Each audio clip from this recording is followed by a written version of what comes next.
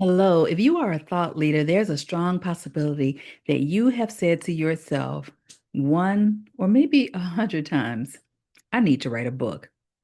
You've probably started writing, stopped, got busy, and went on with your life.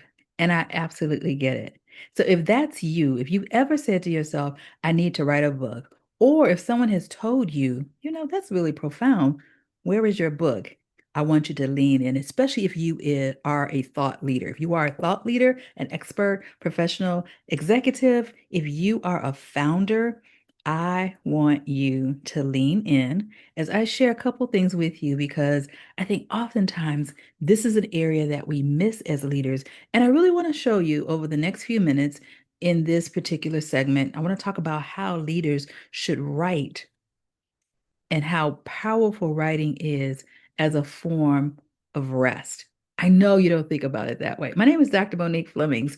And yes, I am a consultant where I work with leaders in my leadership firm around building harmony, work life, integration, all of that. But I also have a self publishing company where I work with leaders and experts and founders when they're ready to publish their book and not only publish a book, but to create additional income as well as step into what I call authorship. Because when you become an author, you actually step into business. But let's talk about this whole thing around rest and writing, because it doesn't sound like those two things go together. Because automatically, when you think about writing a book, you think about the tedious nights up all night, you think about the extra work. And that is probably why you have not published. You may have started, but you possibly may have became overwhelmed, didn't know what to do next. And then life just started, lifing, as we would say, or you had other responsibilities that were more pressing at the moment. And so that it could be a strong possibility why you stopped. But let me share with you why leaning into writing and becoming an author is actually a powerful, powerful tool of rest that is actually often omitted. And so I'm sharing from something I just wrote recently, and I wanted to pull my notes up here so I can share directly and don't get all distracted because I can get distracted and go all over the place. But I want to share this with you.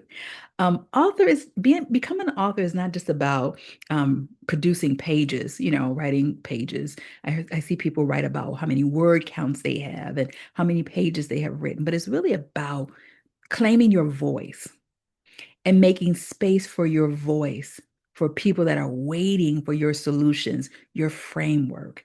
And so it's about crystallizing your wisdom. It's about putting your work in a platform that continues to work for you while you're at rest. Isn't it good? So, yes, becoming an author could actually be the rest strategy that you have been looking for. Becoming an author can actually be the rest strategy that you're looking for. And I know people are thinking, oh my goodness, I can't believe that. It doesn't make sense. Number one, when you decide to become an author, authorships automatically extend your leadership without your constant presence. So when you become an author, it extends your leadership. It extends your authority without you constantly have to be around. People will pick up your book, learn from you, understand your framework, that they will receive great impact without you being present all the time. That's the first thing is that your level of leadership and your level of influence is often tied to your availability. And that's what stresses us out is because people are looking for us to be available all the times. Meetings, presentations, calls, strategy calls, retreats and conferences, all the things that we love to do as leaders. But at the end of the day, this can be very daunting and very draining and very exhausting. Yes, especially for high achieving leaders and for us that love this, we just do it. But then at the end of the day, it really can become more exhausting than what we really started out for it to be. So the book changes the equation. Now your ideas, your frameworks, your solutions, your stories become a part of people's lives, and you don't have to be present.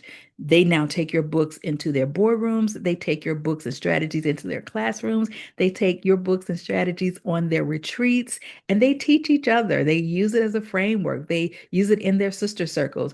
And now your book is building trust, Your book is building alignment, your book is building authority, and your book is building connection. That's so good. So it's really not about doing more, but it's about creating something that allows you to do less while achieving more. Do you see the leverage there? You do less, but you are impacting more lives because people now have access to you when you put that book out there. That's a major paradigm shift right there. And I know your wheels are turning because you're all thought leaders listening to me going, hmm, I know. Think about that. So once again, it's not about doing more, but it's about doing and creating something that allows you to do less while achieving more. Number two, writing your book brings mental clarity and it brings an emotional release. It really does. Leadership is noisy. Leadership is busy. Leadership is overwhelming at times. Our minds are full of ideas and strategies and problems, and we are multi-grace, some of us, multi-passionate as we call it, but we're always ahead, especially if you are a visionary leader. You're ahead 5 years already, 5 decades. And so there's a lot of things that are happening here. We're always working with our teams, trying to get them, to move forward. That constant mental churn is often what causes to our mental fatigue. Even when we have moments of stillness, many leaders will admit, my brain is still going. I couldn't turn it off. I couldn't shut it off. Have you been there where you're just still constantly going? Yeah, because we're always moving. But the writing process, it causes us to create a space for reflection. It causes us to pause, which forces us to slow down, to think deeply, to think introspectively, to really begin to organize our feelings and organize our thoughts. So it's not just about content creation, but it's about kind of recalibrating our soul. Writing is so powerful. So many of the leaders that I work with find that writing is a restorative way of even getting their joy back.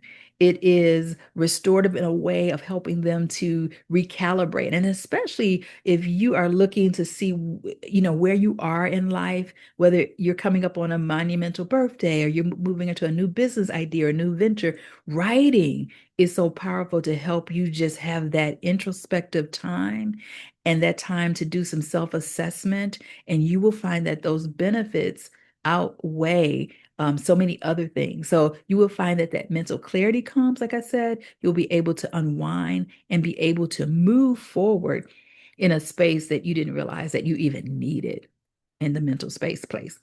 Number three, your story becomes your legacy of impact. Your story becomes your legacy of impact. Yeah, your voice matters. Your story is a solution. Your story is more powerful. And oftentimes, as leaders, we think about results, oftentimes connected with immediate results, team performance, quarterly goals, strategic wins.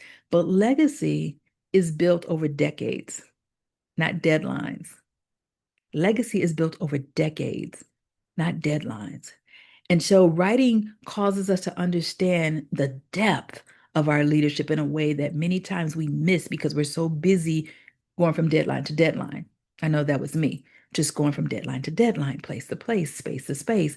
But when I began to realize that my life is bigger than a deadline, my life is about leaving legacy, then I want to dig my heels in and begin to write as a way of not only impacting this generation, but impacting generations to come. So every book that you write, whether you are a author, a solo author, have your own book project, or if you're a part of an anthology project, which is a book collaboration project where you are writing maybe a chapter, but every time you write, your book becomes a part of your tangible legacy for your children's children to see and to read, and for the next generation to see and to read, carrying on your ideas, your thoughts, your framework into spaces that you will never step into. As I shared, my first book that I wrote was that book that I wrote years ago, over 20 something years ago. And it was so small and so thin, it could not even get a book spine on. It was only 50 pages. And I wrote that book because I wanted to take it to Ghana, West Africa as a training manual for pastors and leaders. I was training pastors and leaders around the topic about faith. And I wanted to be able to leave this book there as a manual. And I didn't know what I was doing. I just wrote, out of passion, out of a solution, wanting to just provide them with solutions so that they could have something to train their other leaders from, they could grow from. And so I wrote the book with them in mind. That was my target audience. And I had no clue that even at that time, I was stepping into becoming an international author. I wasn't thinking about that. I was just trying to meet the deadline. I wasn't thinking legacy. I wasn't thinking purpose. I wasn't thinking anything beyond just, I want to get this out and I want to be able to leave this book in the villages of Ghana, West Africa. The interesting thing is that I was sharing recently on social media about my book, and someone was like, yeah, I had that book. My grandmother had that book, and that book impacted my life in a major way.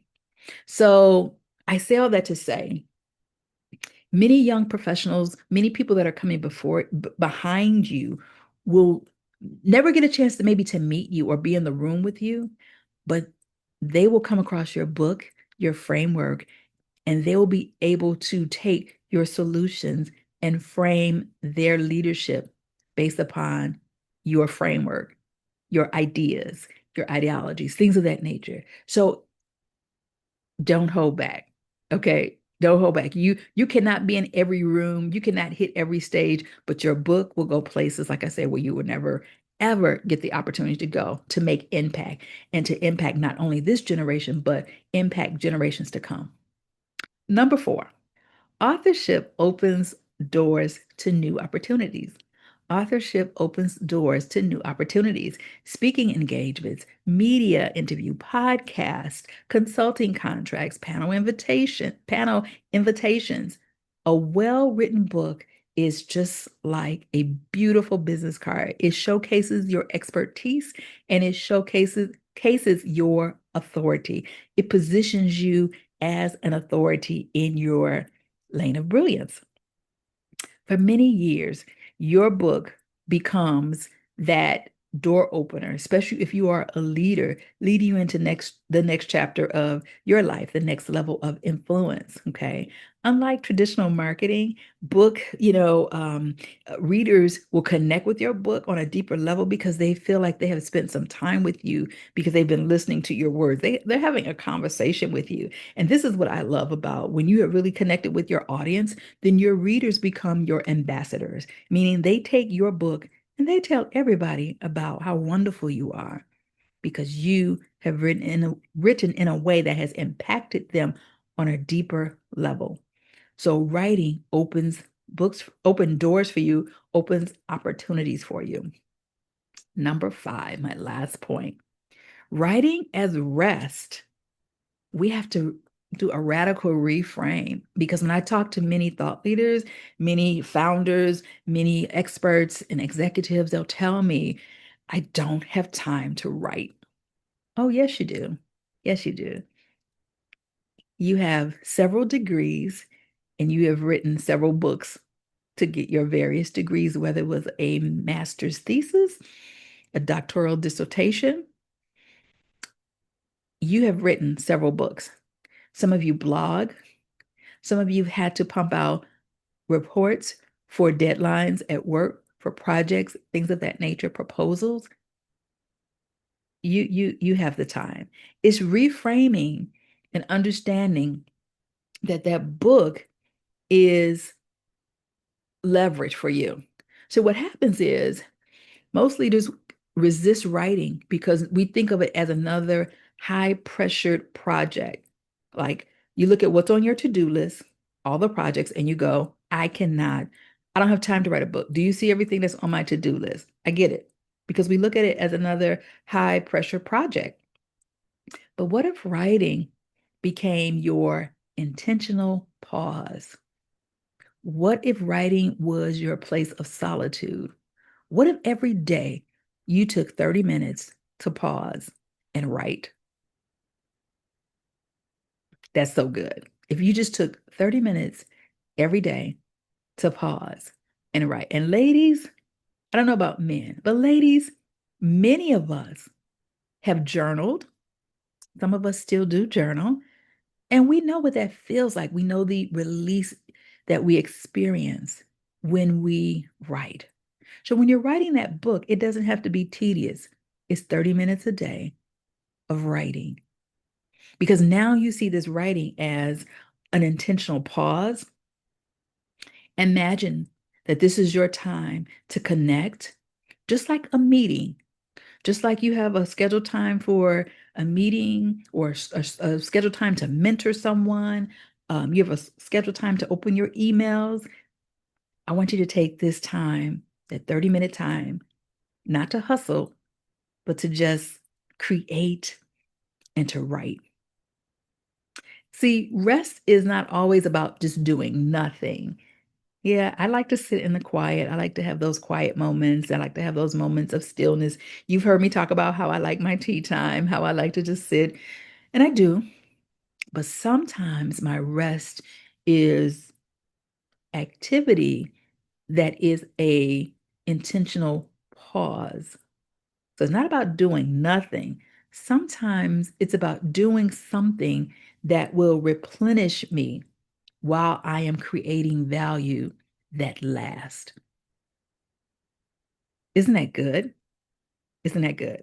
So, my invitation to you is to really lean into writing, to really lean into using writing as a purposeful pause, seeing this as an opportunity to create legacy, seeing writing as an opportunity to leave legacy, and seeing this writing as a place of rest that actually produces a pretty good product that will allow you to get into rooms and spaces that you may not have been able to get into before. And even if it doesn't allow you to get into spaces as far as speaking, know that your book will go into hands of people that you will never meet and you will be impactful as a leader. It is like the leadership multiplication factor. Every leader, I believe, I'm just going to say this, I believe every leader should have a book, at least one. Ebook, I told you my very first book was 50 pages long. I don't care what it is, but every leader should have a book. Yes. And if you're a thought leader, you should have a couple, multiple books. I myself have 23 books. Some of the books I have written solo projects, meaning I am the sole author on the book. Some of the books I am a part of, I have been a contributing author, like a book collaboration project. And then I have 5, 6 anthology projects, anthology books where I have been the visionary author, and I'm working on another one right now. So I say all that to say, if you are a founder, trailblazer, you are an expert, you are a founder, you have created something, a business owner, entrepreneur, I want to help you write your book and get your book out there. Okay. So when you're ready, I think you need to think about this in a different way, reframe it, reach out to me so that we can connect. Dream Publishing Company, but reach out to us and we would love to connect with you. I'm sorry, Dream Publishing and Consulting. Dream Publishing and Consulting. And the important thing is to know that your solutions are there for someone else, that they have prayed for those solutions, they have been looking for those solutions. And the sooner you're able to step into this place of authorship, you'll begin to see a impact that was probably hidden to you. Okay. And you'll be able to connect with people and make a not only an impact, but create legacy. So I want you to think about reframing how you think about being an author. It's not another task. It's not another thing to put on the to-do list. And I promise you, it does not have to be daunting. Let's get you published. Let's get you in a place of creating legacy, and let's get you in a place of rest because you'll be able to see the multiplication factor that is connected when you step into becoming an author. I'm Dr. Monique Flemings, and I look forward to connecting with you real soon. Make it a great day.